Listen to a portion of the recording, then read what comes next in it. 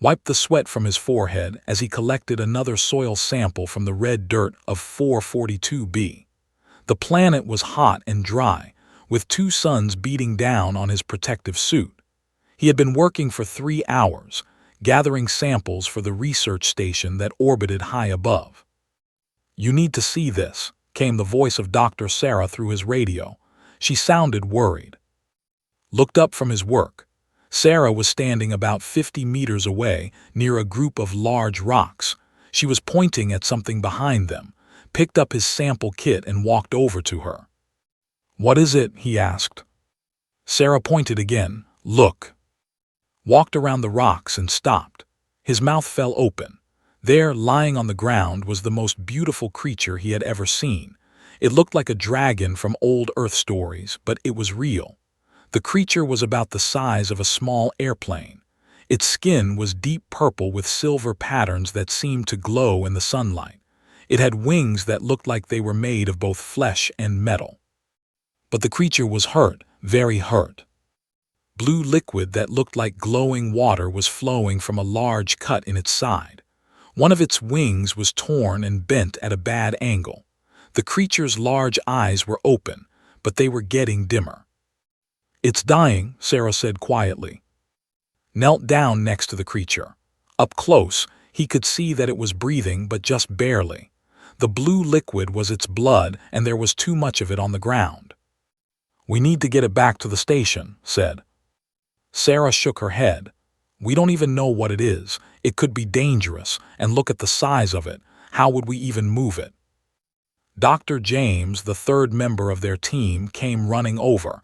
He looked at the creature and whistled. "Amazing. This will be the discovery of the century. We need to take samples before it dies." Samples looked at him with anger. "This creature is still alive. We need to help it." "Help it?" James laughed. "This is an alien life form. We don't know anything about it. Our job is to study it, not save it." Looked back at the creature. Its eyes met his and he saw something there. Intelligence. The creature was not just an animal, it was smart. It understood what was happening. "It's sentient," said quietly. "What?" Sarah asked. "Look at its eyes. Really look. This creature is intelligent. It knows we're here. It knows it's dying." The creature made a soft sound, almost like a song. The sound was beautiful and sad at the same time. Felt his heart break a little.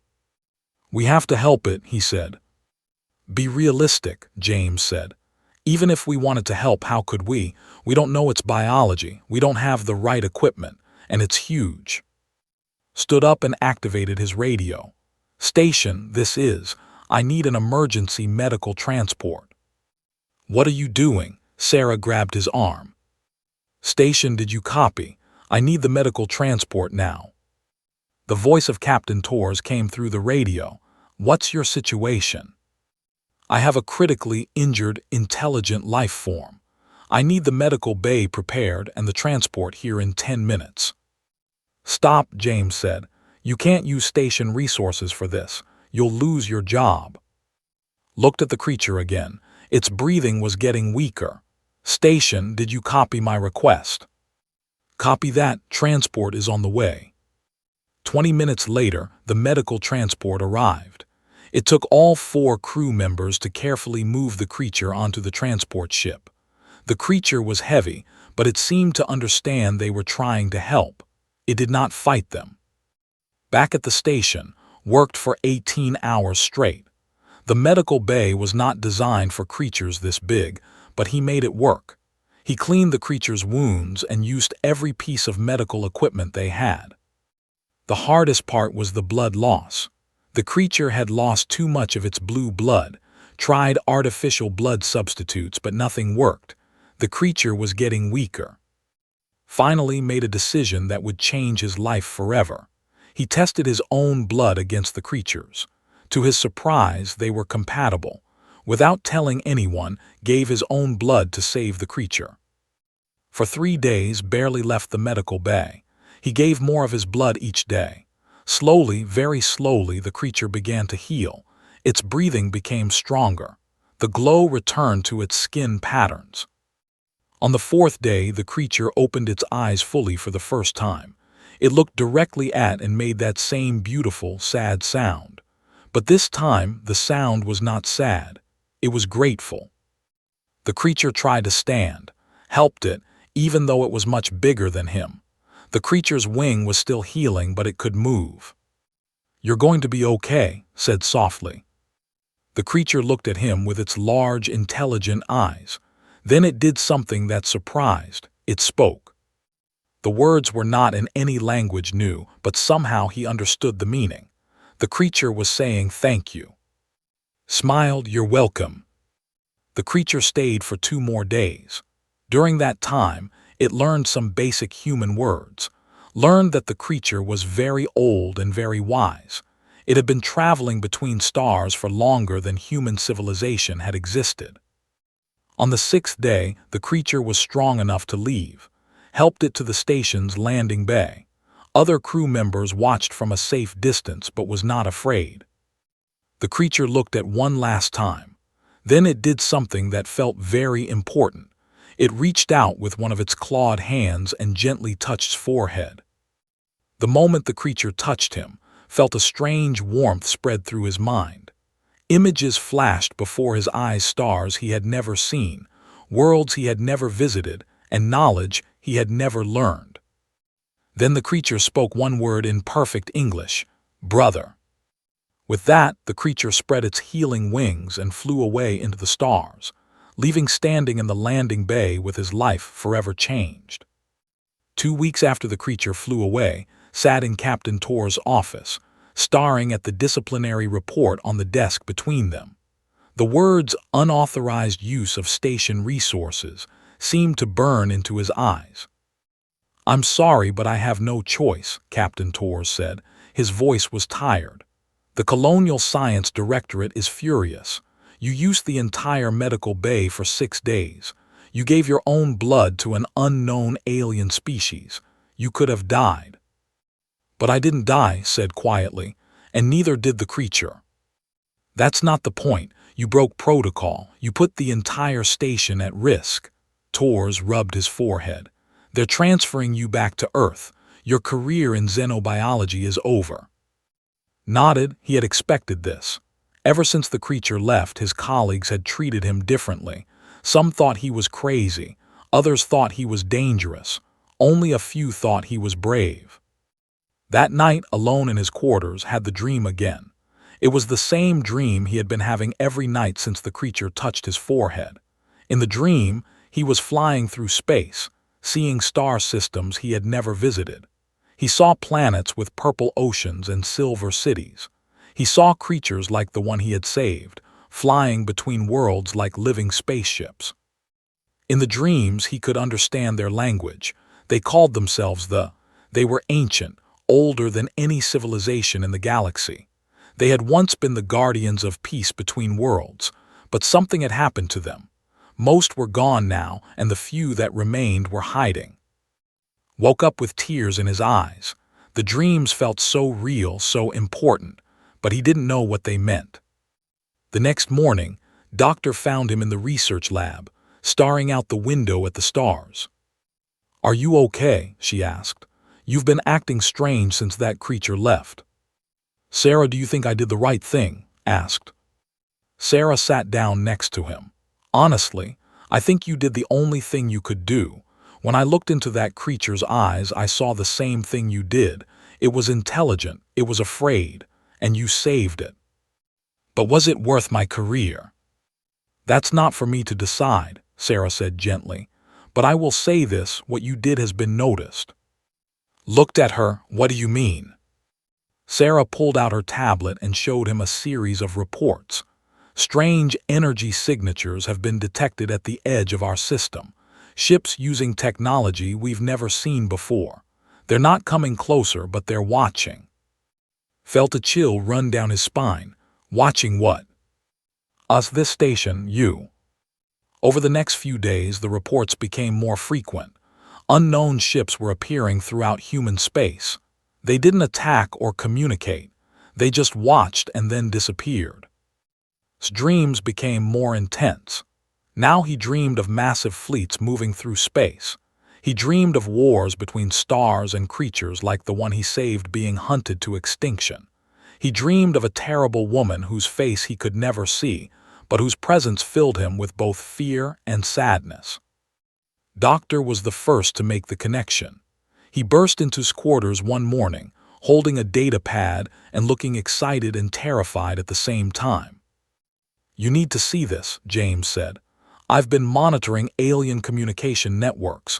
There's chatter about you." "About me?" "Not by name, but they're talking about the human who saved her. That's what your creature was called, and apparently saving one is significant."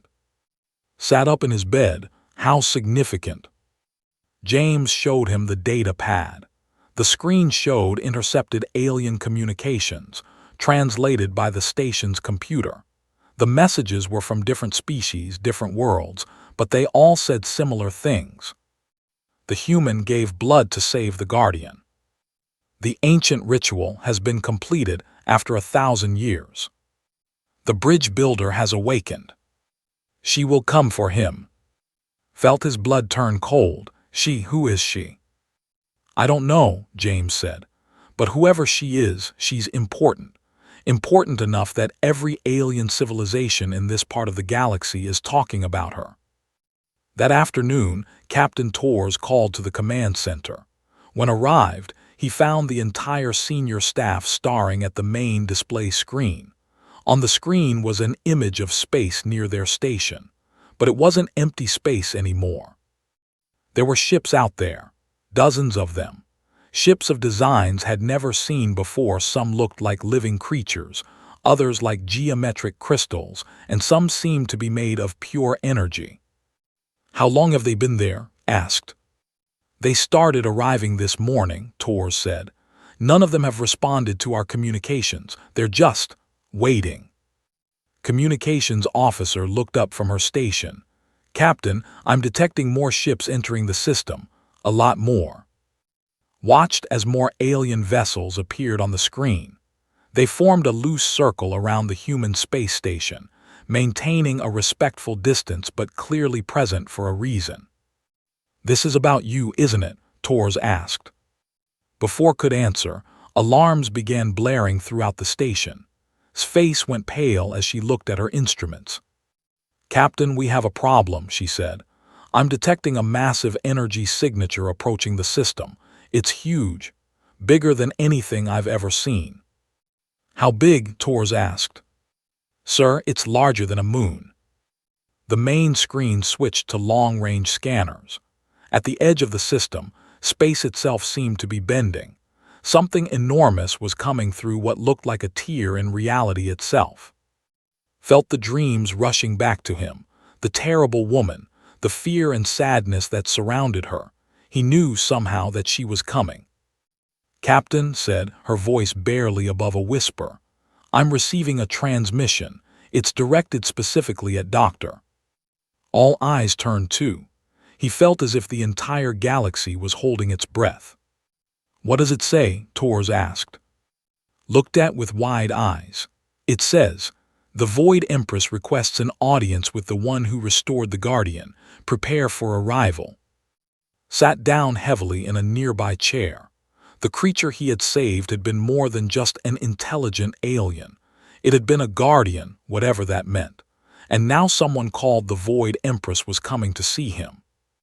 Outside the station, the alien ships maintained their silent vigil, waiting for whatever was about to happen.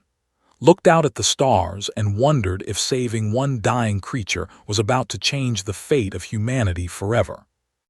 In his mind, he could almost hear the beautiful, sad song of the he had saved. But now the song carried a warning. Great change was coming, and there would be no going back. The ship that emerged from the tear in space was unlike anything humanity had ever seen. It was massive, easily 10 times larger than the biggest human vessel ever built. Its hull was black as deep space, but patterns of silver light moved across its surface like living veins. The ship looked both ancient and terrifyingly advanced. Stood in the command center with the rest of the crew, watching the enormous vessel approach their small research station. The alien ships that had been waiting nearby moved away, giving the giant ship plenty of space. Even they seemed afraid of it. "Captain, I'm reading energy signatures that don't make sense," reported. "This ship has enough firepower to destroy entire planets." Captain Torres looked at. "Do you have any idea what you've gotten us into?" Shook his head. He was as confused and frightened as everyone else. The dreams had shown him glimpses of this moment, but they hadn't prepared him for the reality of it. "Incoming transmission," announced. "It's for Doctor again." The main screen flickered, and a figure appeared. Everyone in the command center took a step back. The woman on the screen was tall and elegant, but there was something terrifying about her. Her skin was pale blue, almost white, and her long hair was silver. Her eyes were completely black, like looking into empty space. She wore armor that seemed to be made of the same material as her ship, black metal with silver patterns that moved and flowed. But it was her presence that was most frightening. Even through the screen, could feel her power. This was someone who commanded fleets and conquered worlds. This was someone who had seen the rise and fall of entire civilizations. "I am," the woman said. Her voice was calm but carried the weight of absolute authority. "I rule the dominion of shattered worlds. Your people know me as the Void Empress." Captain Torres stepped forward. "Your Imperial Majesty, I am Captain Torres. This is a peaceful research station. We mean no harm." The Empress looked at Torres with mild interest, like a person might look at an insect. Then her black eyes fixed on. "You are the one who saved the," she said. It was not a question. Found his voice. "Yes, yes, I am. I require a private audience with you. Prepare a meeting room." "Wait," Torres said. "We need to discuss terms. We need guarantees for our safety." The Empress turned those terrible black eyes back to Torres. "Captain, I could destroy your station and everyone on it with a thought. The only reason you are still alive is because of what this man has done. Do not test my patience." Torres went pale and nodded quickly. "Yes, Your Majesty. We'll prepare a meeting room immediately." An hour later, sat alone in the station's main conference room. He had been checked for weapons, though he doubted any human weapon would be effective against someone like the Void Empress. His hands were shaking, and his mouth was dry. The door opened, and she walked in. Up close, the Empress was even more intimidating. She was tall, almost 7 feet, and moved with the grace of a predator. But what struck most was her eyes. They weren't just black. They were empty, as if all the joy and hope had been drained from them. She sat across from him at the conference table. For a long moment, neither spoke. "You are afraid," she finally said. "Yes," admitted. "Everyone in the galaxy is afraid of you." "Good, fear is useful. It prevents wars that would only cause more death." She tilted her head, studying him. "But you were not afraid when you saved the—" "I was afraid then too," said. "But it was dying. I couldn't just let it die." Something flickered in the Empress's black eyes. For just a moment, thought he saw surprise. "You were afraid, but you saved it anyway," she said quietly. "Do you know what you have done?" "I saved a life," said. "That's all." The Empress leaned back in her chair. "That creature you saved was not just any. It was the guardian of the lost, one of only 5 remaining in the entire galaxy. For over 1,000 years, no one has successfully completed the bonding ritual with a guardian." Bonding ritual. When you gave your blood to save when you touched minds with it, you created a bond that has not existed since my people walked between the stars. The Empress's voice became softer, almost sad. "You see, human, I am the last of my kind." Stared at her, the last. "My people, were the original partners of the. Together, we brought peace to the galaxy for 10,000 years. They were the guardians of wisdom and harmony. My people were their companions and protectors." The Empress stood and walked to the window, looking out at her massive ship. But there was a plague, she continued, a disease that killed both thee and my people. It spread across the galaxy like wildfire. In the space of a few hundred years, we went from billions to just me. Felt a chill. You're the only one left. I am the last in existence, and until you saved that guardian, I thought they were extinct as well. She turned back to, for 800 years, I have searched the galaxy for any trace of my people or the. I have conquered worlds, destroyed civilizations, and committed acts that have made me the most feared being in known space, all in the hope of finding a way to bring them back. That's why they call you the Void Empress, said Understanding, because you've lost everything. Yes, I am empty, hollow, a living ghost searching for the dead. She sat back down across from, but you, human, have done something I thought impossible. You formed a bond with a guardian. You brought it back from the edge of death using your own life force. Felt the weight of her words. What does that mean? It means your species has the genetic and spiritual compatibility to restore the. It means there might be hope for bringing back the guardians of galactic peace. The Empress leaned forward. But it also means your species is either the salvation of the galaxy or its greatest threat. Threat. The power to bond with thee is the power to control the most ancient and wise creatures in the galaxy. In the wrong hands, that power could be used to dominate all life. The Empress's black eyes seemed to bore into soul. I have come here to determine which you are salvation or threat. Swallowed hard, and if you decide we're a threat, then I will do what I have done to every other potential threat I have encountered in 800 years. The Empress said calmly. I will remove it from the galaxy. Before could respond, alarms began blaring throughout the station. Captain Tor's voice came through the communications system. All hands to battle stations. We have multiple hostile ships entering the system.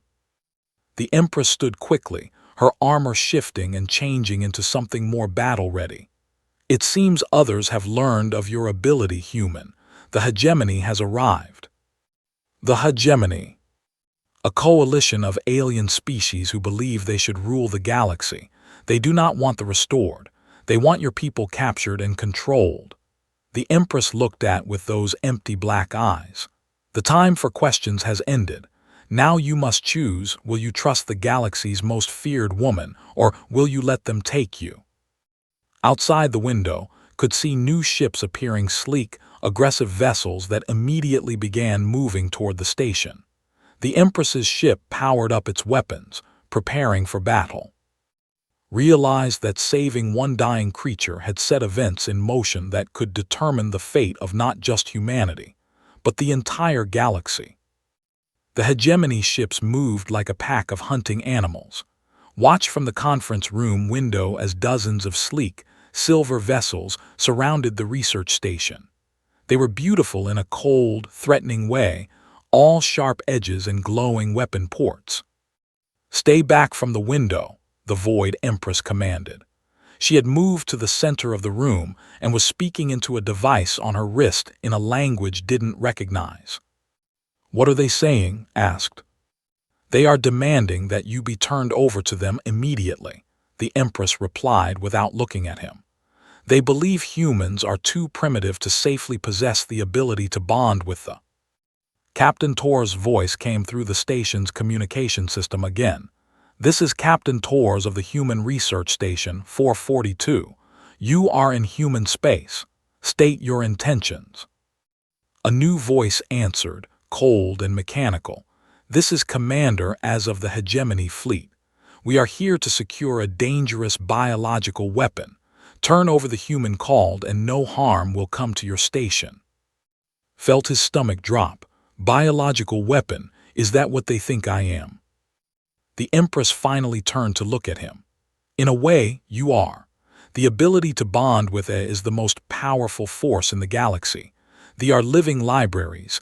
They contain the knowledge and wisdom of countless civilizations. Someone who can command them could control the fate of entire worlds. But I don't want to control anything, said. I just wanted to save a dying creature.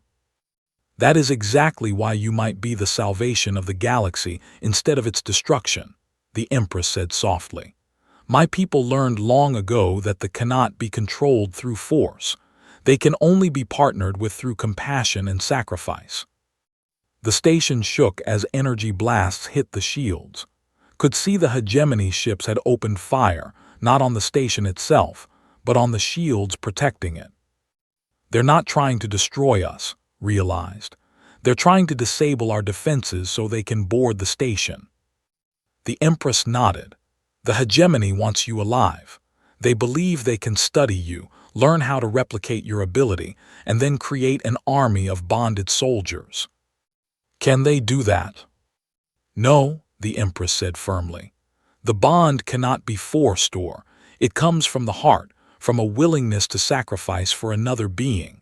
The hegemony does not understand this because they have never understood anything beyond power and control.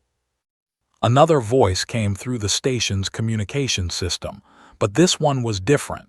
It was the Void Empress speaking to the hegemony fleet. Commander, as this is, the human is under my protection. Withdraw your ships or face the consequences. The mechanical voice of the hegemony commander responded, Empress, you cannot protect him forever. The hegemony council has voted. The human threat must be contained. Stand aside. Heard the Empress laugh, but it was not a happy sound. It was the laugh of someone who had seen too much death and destruction. Threat, the Empress said into her communicator. You call him a threat. He saved a dying creature with his own blood. You call me to remove threats, and yet you are the ones who seek to chain and control a power meant to bring peace. They will be controlled by the hegemony, or they will be destroyed, the commander replied. We will not allow another species to rise above us. The Empress turned off her communicator and looked at with those empty black eyes. For the first time since she had arrived, thought he saw something other than emptiness in them. He saw rage. This is what I have been fighting for 800 years, she said quietly. The hegemony represents everything that destroyed my people and they see power only as something to be taken and controlled. What do we do? Asked. Before the Empress could answer, the station shook again, harder this time. Captain Tor's voice came through the speakers. All hands prepare for possible boarding. Our shields are failing. The Empress walked to the window and looked out at her massive ship. I could destroy the hegemony fleet, she said. My ship has that capability, but that would only prove to the galaxy that humans are a threat to be feared. Then what? The Empress turned back to, Tell me, human, when you saved the Guardian, what did you feel in your mind when it touched you? Closed his eyes and remembered. I saw stars, worlds I'd never visited. I felt peace, like all the fighting and conflict in the galaxy could end if people just understood each other. And did you feel a desire to control or command the? No, said immediately. I felt like it was my equal, maybe even my superior. It was so wise, so old. I felt honored that it would trust me. The Empress was quiet for a long moment. In 800 years of searching, you are the first being I have met who describes the bond correctly. My people understood this. They were never our servants or tools. They were our partners and teachers. The station shook again, and this time the lights flickered. The hegemony will not stop, the Empress continued. Even if I destroy this fleet, they will send more, and eventually they will convince other species that humans are too dangerous to live. Felt a cold realization wash over him. Unless we prove them wrong. Yes, but how do you prove that a species can be trusted with ultimate power? Thought about the he had saved. He remembered its intelligence, its gratitude, its wisdom. Then he thought about humanity, not perfect, often selfish and violent, but also capable of great compassion and sacrifice. We show them what we showed you, said slowly. We show them that we're willing to sacrifice for others, even those who are different from us. The Empress tilted her head. What do you mean? The hegemony is afraid that humans will use the to dominate the galaxy. But what if we did the opposite? What if we used our connection with the to help heal the damage that's been done? You would give up the power. No, said, his mind racing as the idea formed. We would share it, use it the way it was meant to be used to bring peace and understanding between different species. The station shook again, more violently.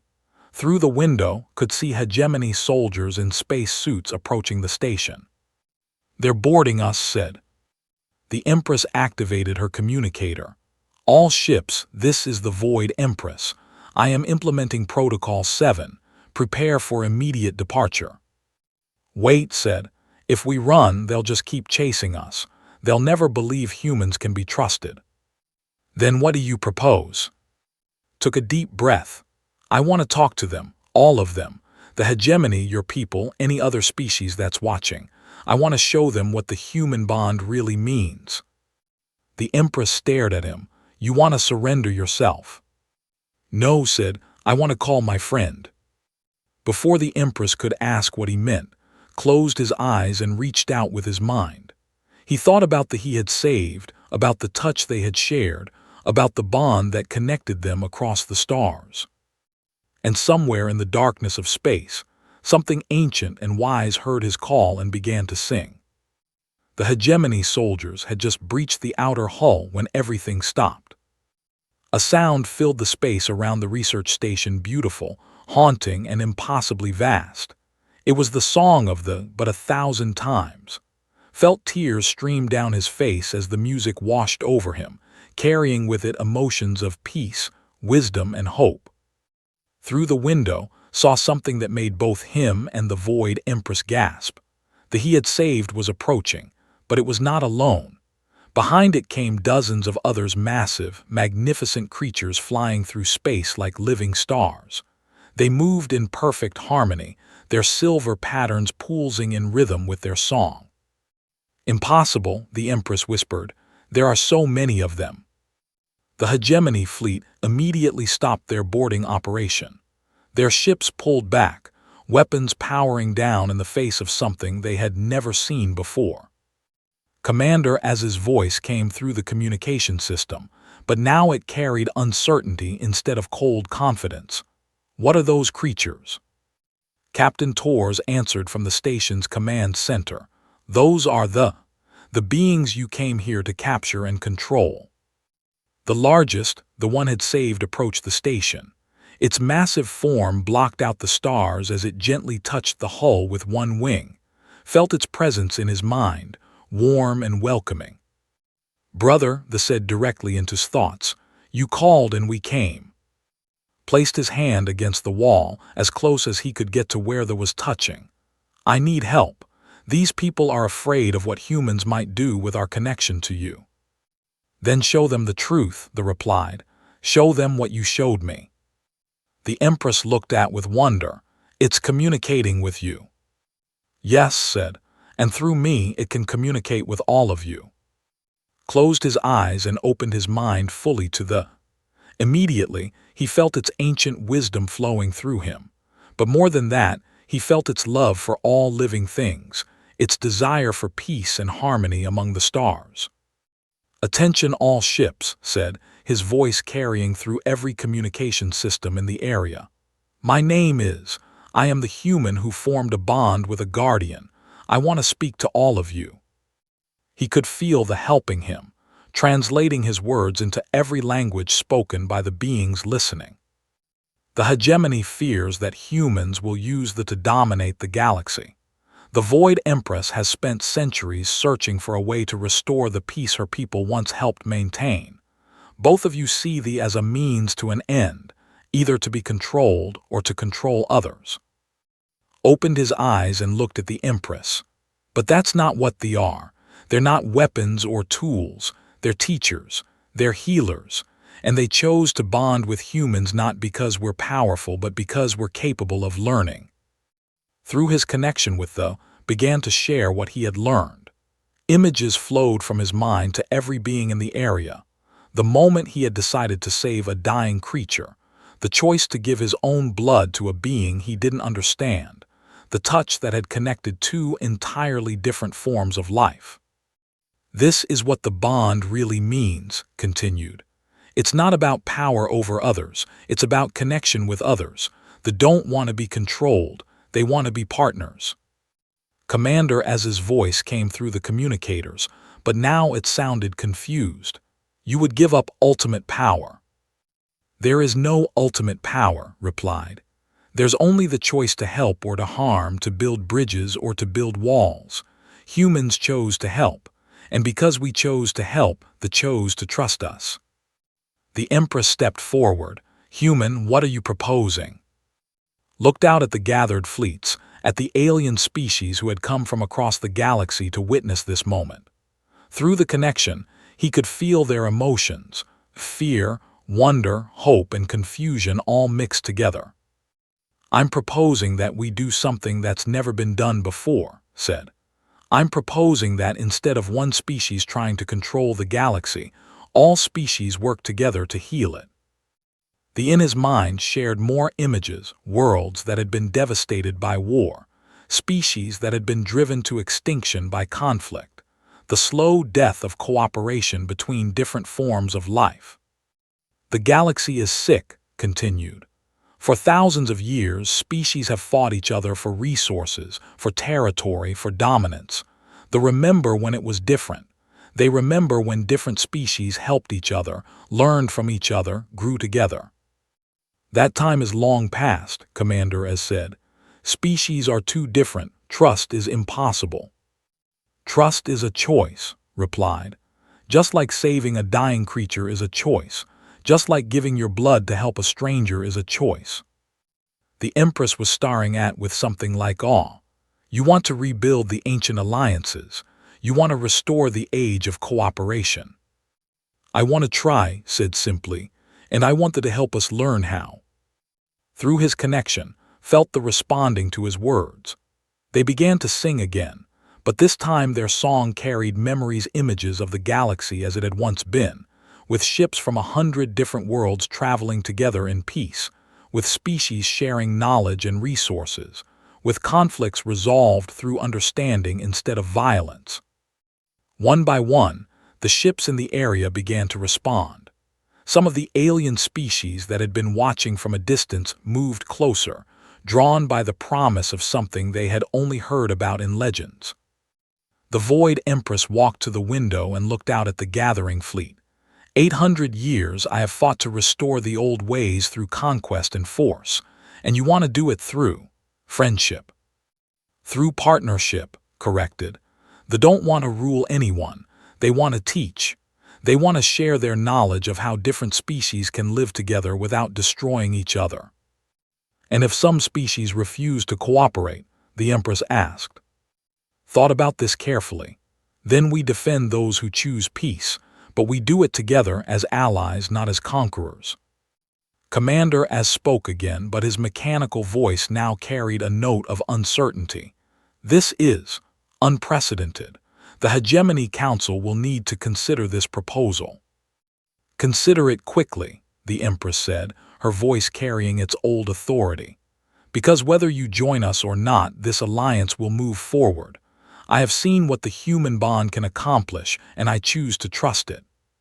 Felt a surge of gratitude through his connection with the ancient creature was proud of him, proud of the choice he had made, proud of the future he was trying to build. 6 months later, stood in the command center of the First Harmony Station, a massive structure built by cooperation between dozens of different species. The Void Empress, who now preferred to be called by her first name, stood beside him, no longer the terrifying conqueror but a partner in rebuilding the galaxy. Through the windows, could see ships from across the known galaxy. Humans worked alongside aliens, sharing technology and knowledge. They flew between the ships like living bridges, carrying messages and wisdom between species that had been enemies for centuries. "The hegemony has agreed to the peace treaty," reported. "They're sending representatives to the next council meeting." Smiled. It hadn't been easy. There had been conflicts, misunderstandings, and moments when it seemed like the alliance would fall apart. But slowly, species after species had chosen cooperation over conquest. "Any word from the Outer Rim territories?" asked. "3 more systems have requested to join the alliance," replied. "And the report that they've found survivors of the plague that destroyed my people. Not many, but enough to begin rebuilding." Felt the familiar warmth of the connection in his mind. The guardian he had saved was out there somewhere, teaching other humans how to form their own bonds with the ancient creatures. Humanity was learning to be the bridge between species, the healers of an ancient wound in the galaxy's soul. "You know," said quietly, "when I first met you, I thought you were either salvation or destruction. I never imagined you might be both." Looked at her with confusion. "Both. You destroyed the old galaxy, the one built on fear and conflict and domination," explained. "And from its ashes, you helped us build something new, something better." Through the window, watched a human child and an alien youngling playing together, their laughter mixing with the distant song of the. It was a sound that had not been heard in the galaxy for over 1,000 years, the sound of hope. Thought back to that day on 442b, when he had found a dying creature and made the choice to save it. He had had no idea that one act of compassion would change the fate of the galaxy. But then again, that was the human way to help first and worry about the consequences later. And sometimes, thought as he watched the ships of a dozen species working together in the light of distant stars, the consequences turned out to be exactly what the galaxy needed.